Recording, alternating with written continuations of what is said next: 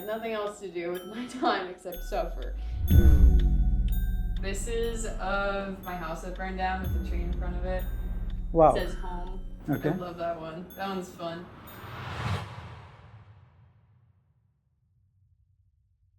Hi, welcome back to another episode of Miles of Meaning. And today I have Audrey with me. And Audrey is an amazing person. So she's just finished her undergrad at Naropa University, where my elder son goes, Harshit.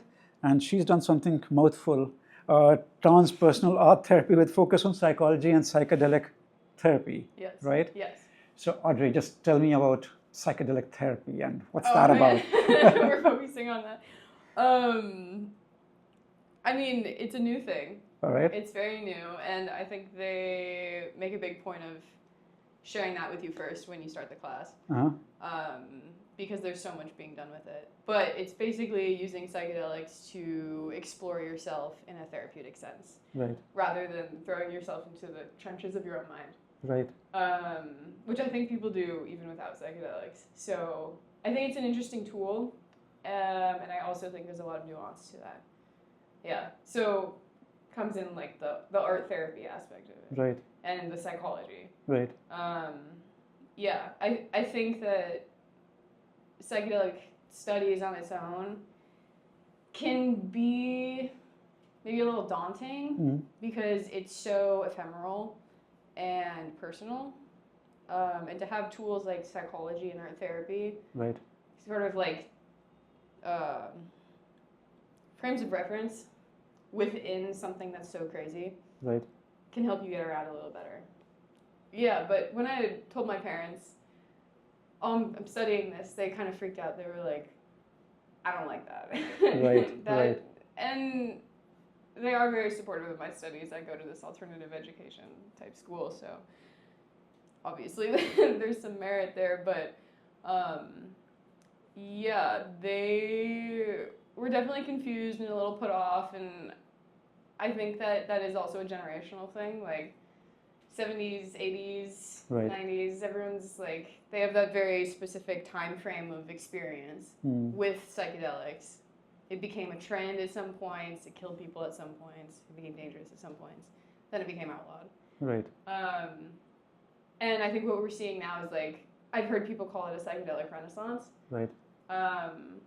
I see it more as like, kind of like moss or like lichen growing on a rock, like we're the rock. And it's kind of coming up and spreading, and you're not sure where it's coming from, but you know it doesn't look bad. Right. It has some role. Yeah, yeah. And I think it's interesting to explore like why the moss might be growing. Right. And like in a soft and gentle way, like what can we do with it? You know? Like it's there. Right. We're gonna try and get rid of it, or are we gonna see how it fits into our lives now? Were you taken through anything like, in the 70s? There was a lot of studies coming in favor of it. Yes. And then suddenly they killed it all for obviously political reasons, and forget about the politics part. Very simply, and I'm not trying to quiz. Sure. I'm trying to learn. What are the things that's actually very useful for psychedelic stuff, like depression, maybe anxiety, maybe what all things like that? I think that's definitely part of it. I think this is part of what we're currently working on. Is it is very case dependent, and I think it also has to do with the substance you're ingesting. I think that thank God for neuroscience, because we're able to look at someone's brain and be like, this chemical might just not work with your brain. Right. It might send you into like a psychotic break, or you might develop HPPD or schizophrenia, or something bad could happen. Or people who have depression, anxiety, things like that, are given opportunities within therapeutic settings at least to explore those without, or maybe in a different way than like talk therapy or like not exploring it at all, I guess. Yeah, it's altered, and I think people sometimes feel more comfortable exploring like hard parts of themselves if they're maybe not in their most conscious state of mind. Yeah. Right. Yeah. And art therapy. Art therapy. When did you start doing art? Why? Why did you start doing that? I started when I was a kid. Mm-hmm. And I love that, like, almost all kids just engage in art all the time. They're like scribbling all the time. They're like shaping sticks together and making little creatures and stuff. Yeah, so I started that, and I never stopped.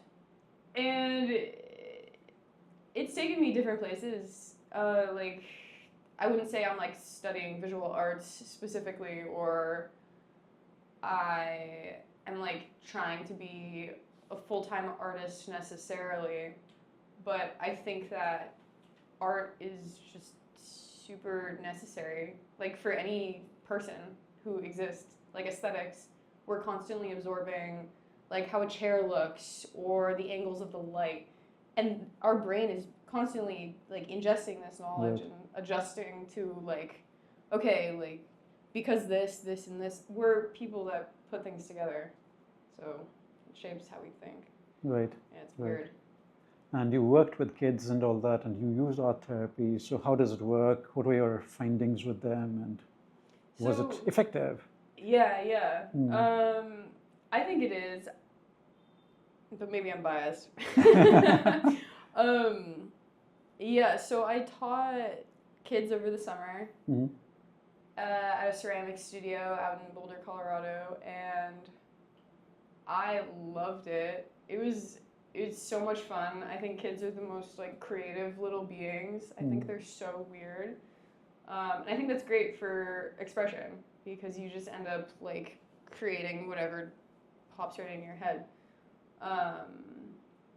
We didn't engage directly in therapeutic practice, but I did notice that the parents that brought their, like, a lot of the kids seemed to sway into what I would consider exhibiting some type of neurodivergent symptomology. Mm-hmm. And, you know, I'm not diagnosing anyone with anything, but it's something you do notice when you spend time with someone and you're like, okay, you have this habit of being really hard on yourself and then scratching your head in this way, or doing this thing. And so engaging in something with your hands and kinesthetics can often like get you out of this like circle of, okay, I think this way, I do this. And then, yeah, seeing them engage with things and get a little more out of their heads and into their bodies and just working, so cool. How old were they? This particular group? I worked with mostly 5 to 8 year olds. Right. But we had classes anywhere from like 6 to 16 year olds. Right. Yeah. Right. So cool, though. Brilliant. Now, why did you get into the whole psychology thing? Something about yourself, like, you know, some background, if you're okay with. I think a lot of people that get into psychology are, they get into it because they're dealing with something themselves and they want to understand it. And so for me, I just had a terrible time in middle school and high school. I was super depressed, super anxious. Yeah, I was going through it, and I think a lot of people do. And it's really hard to get out of that. I feel like only now have I gotten to a place where I genuinely feel like I'm a pretty stable, well-adjusted human being. But it took years of therapy. I engaged in like mostly talk therapy, but because I was exploring those in a very intellectual way, I started reading a lot about it. And I think that can be good and bad, because you start noticing what you do and then trying to like avoid it or change yourself like in the therapist's eyes, and like, oh, I'm better because I don't do this thing, or so I got into psychology to understand myself better. Awesome. But that's pretty much almost always the case, isn't it? I mean, they're trying to understand themselves. Yeah. And Naropa played a big role. So something about Naropa, and you were at Lama's Kitchen. So something about that, please. Okay. Yeah, Naropa, I didn't want to go to a 4-year college. Uh-huh. I didn't want to go to college. Right. I was depressed. I wanted to be an artist. I'm like, Right. I want to go suffer and work at a coffee shop and like try and sell my paintings. Uh-huh. And I thought that was cool. I was like, hell yeah, that's awesome. Like, Yeah. that is the coolest thing I could do right now. My parents were like, please go to 4-year, we'll help you pay for it. And, you know, it's my parents. And I love them and I respect them. And I feel like I'm in a very fortunate position to have parents that are like, we'll support you through school. Right. We'll help you out.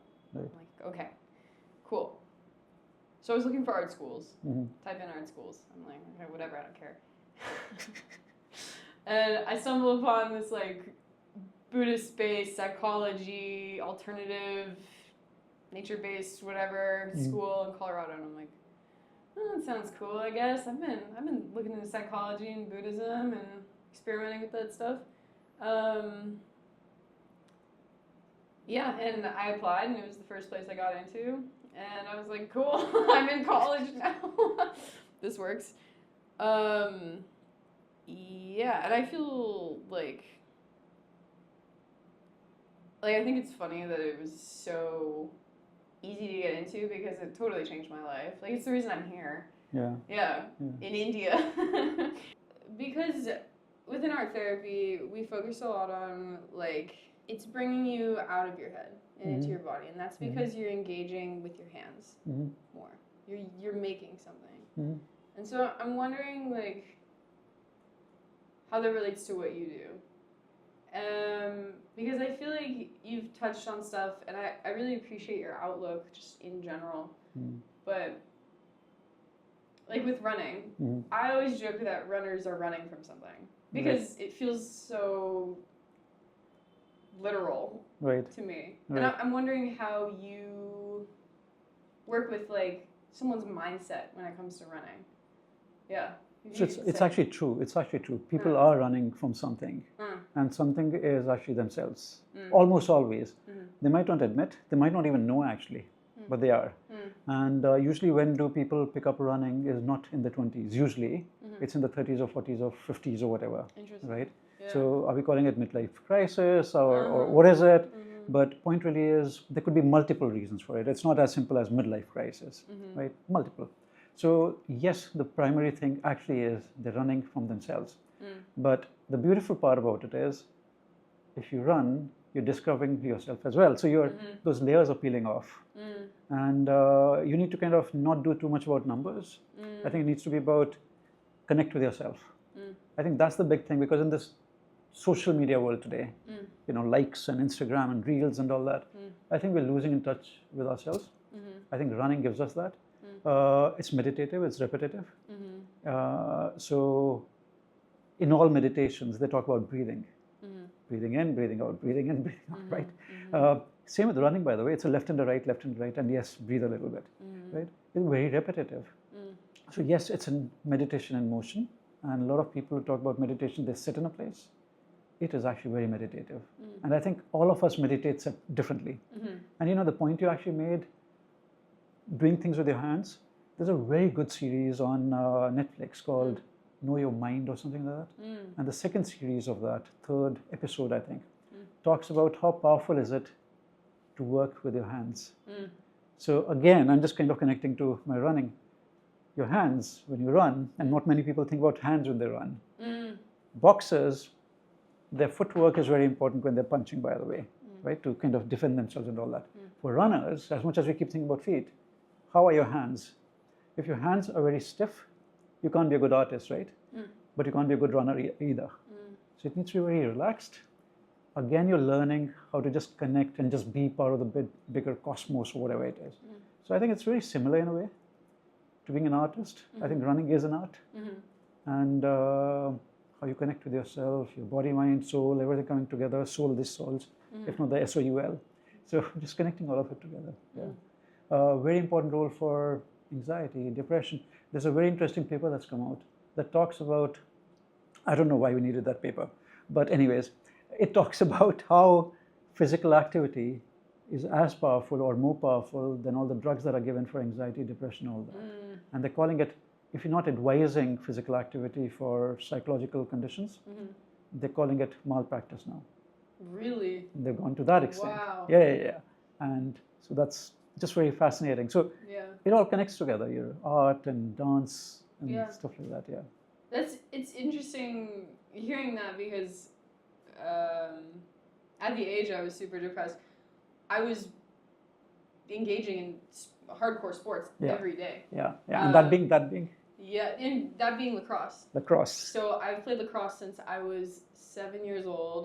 I am 22 now, so 15 years. 15 years, which feels crazy. That feels like a whole career of something. Most people here wouldn't know what lacrosse is, so just take us through what is it like. Okay, so lacrosse is a sport that was created by Native Americans long time ago.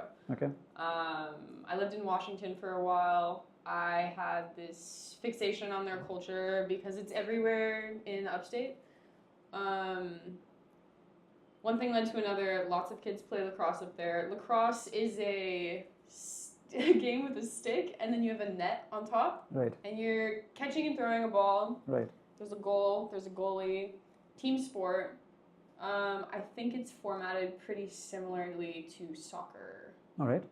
Though, don't quote me directly on that. No, Any not papers going you to write?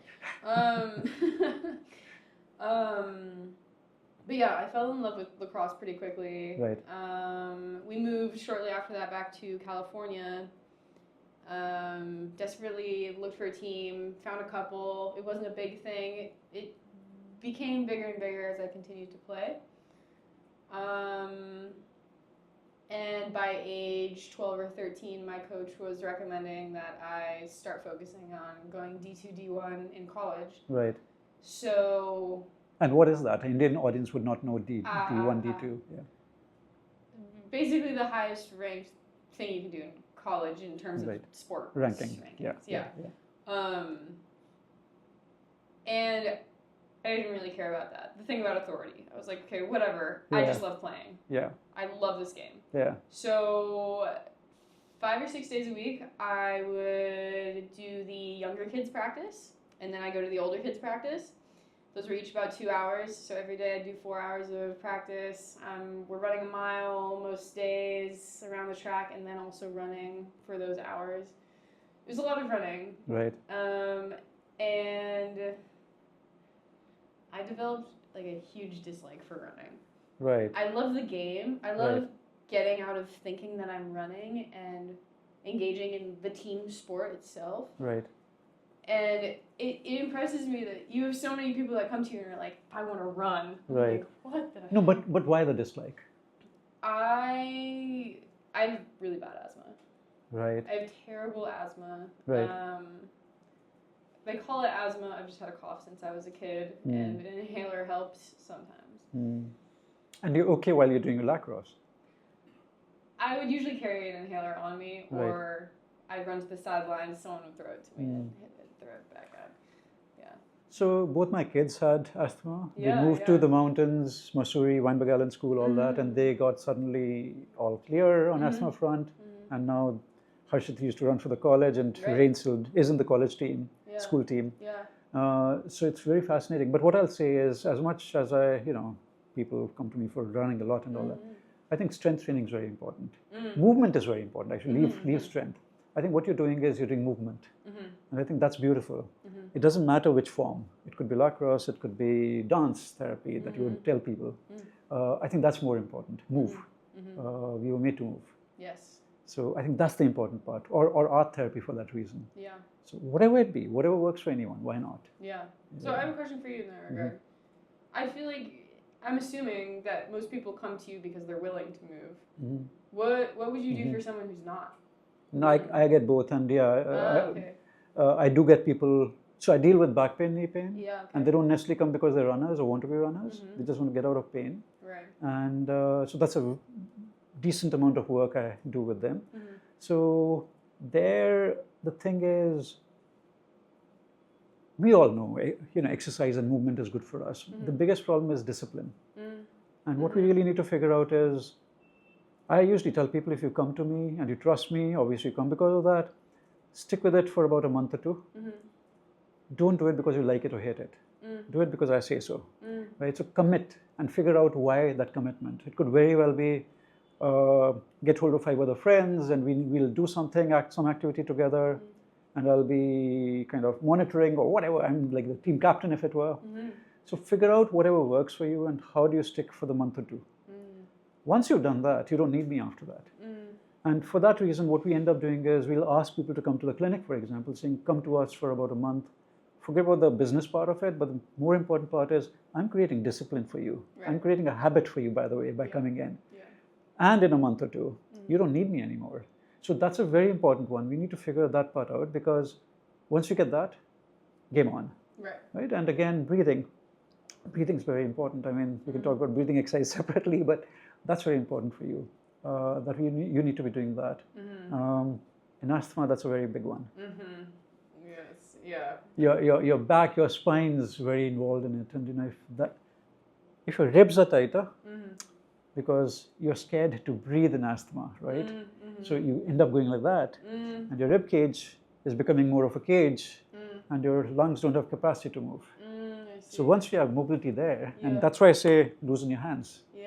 So once you do that, just do that, right? And you'll notice your shoulders tighten. And your shoulders tighten, this part tightens. And now you suddenly can't breathe well, right? So what you're doing with art therapy, you're already actually fixing your asthma, by the way. That's crazy. Right? Relaxing, yeah.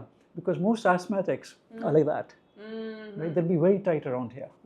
So I'm just connecting the dots, saying like, it's wonderful how things connect. No, it's interesting too. I engaged in learning a little bit about Tonka while I was up there. Tonka. We need to talk about that. Yes.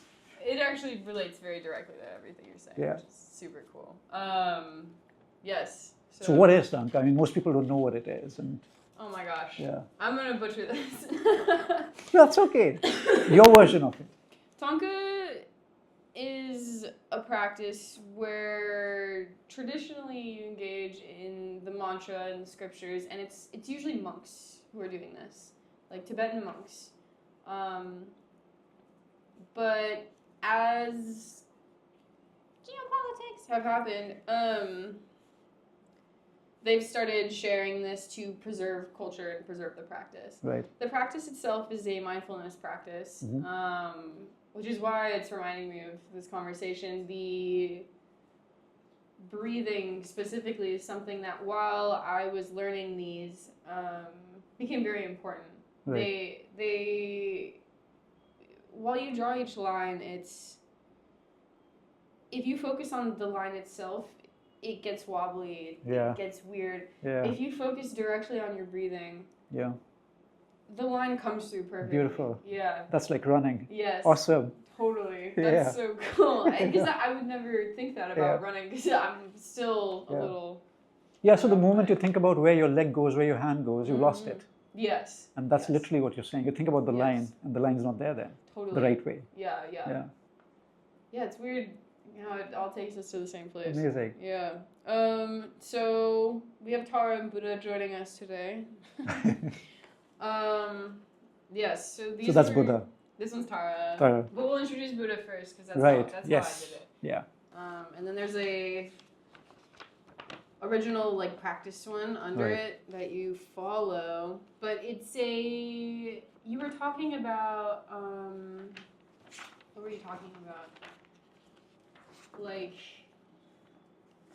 oh my God, letting go and then doing things. Letting go, but also what's the word? We were just talking about it. We're like habit building. Habit building. And this is habit building. So traditionally, a monk would practice every day for basically the rest of their life. Right. Yes.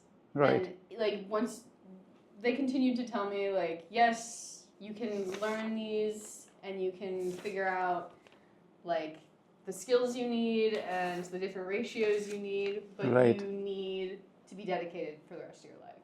Right. That's like traditionally how this is done. Right. Because it's about flow, but it's also about the very specific movements that you're making over and over again. Because those movements put you in a space where you're relating to something greater than yourself. That's so amazing. So we'd say, you know, practice, or the world says, practice makes you perfect, but it doesn't. Practice makes it permanent. So, but if you're not doing it the right way, you're learning how to become bad at it. Right. I mean, you mastered the art of doing it incorrectly. Yes. Right? Yes. But here you are doing it mindfully. Right. And just becoming good over a period of time. So Yes. that's brilliant. Very, very good. Super. Very good. Yeah. So being the first batch at Naropa, as it is, it's a pretty out of, like, you know, funky place that it is, right? Yes, definitely. But being the first batch that was doing, along with our friend Ruben, doing psychedelic therapy, how amazing or how weird or how whatever it is, being, you know, the pretty much pioneers in the space, because so far, you know, it's so hush-hush, no one wants to talk about it. What do other people say? What do you think about it? Yeah. It feels really special. Honestly, it feels like a privilege to be able to study something that, can I say I personally engaged in it? You can cut that out if you want. You can just bleep the whole thing. To something I feel very connected to. It was like it's like studying psychology, but it's also something deeper because it does take you on this personal journey, whether you study it and just enjoy altered spaces through breath work or through exercise like running or through art. You can also access that through psychedelics, which is why it became such a intertwined part of art therapy, psychology, religious studies, everything I was looking into. It just became a natural part of what was already there. It just had a name now.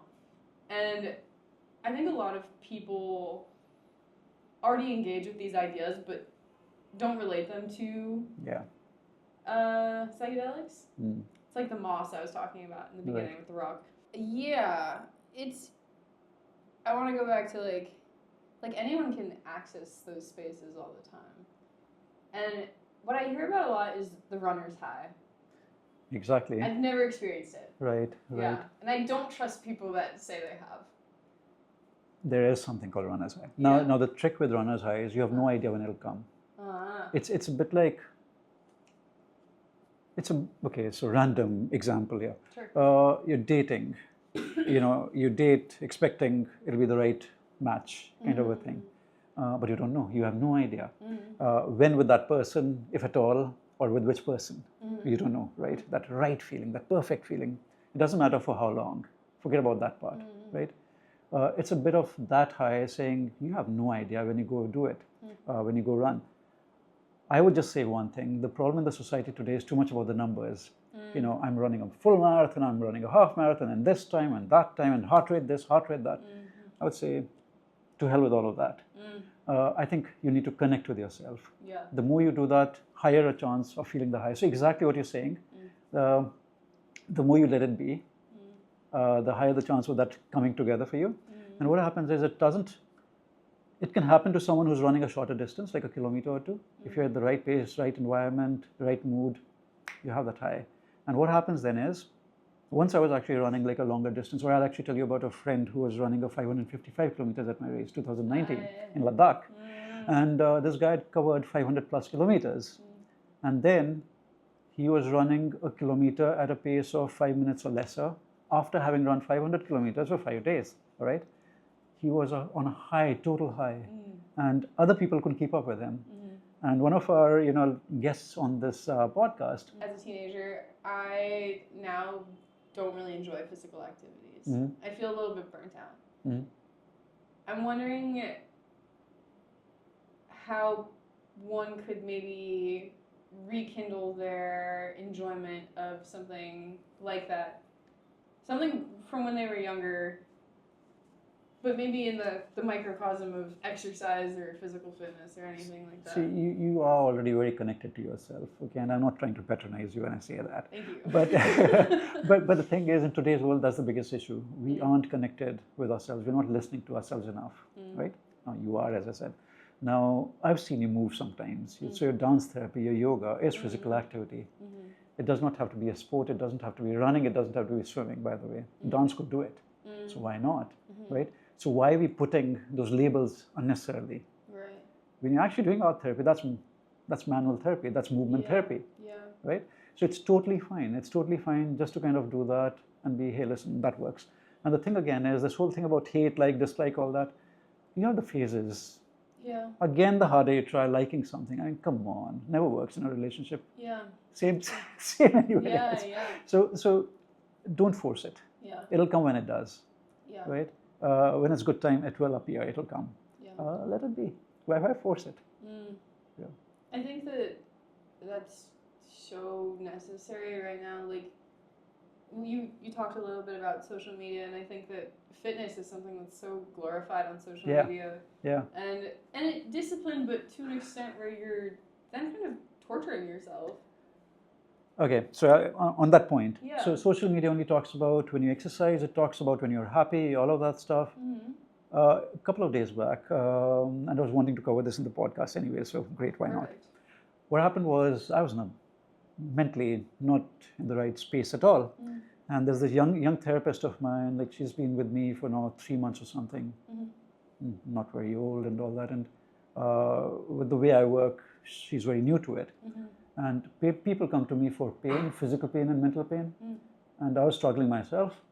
And I was like, how do I keep this together?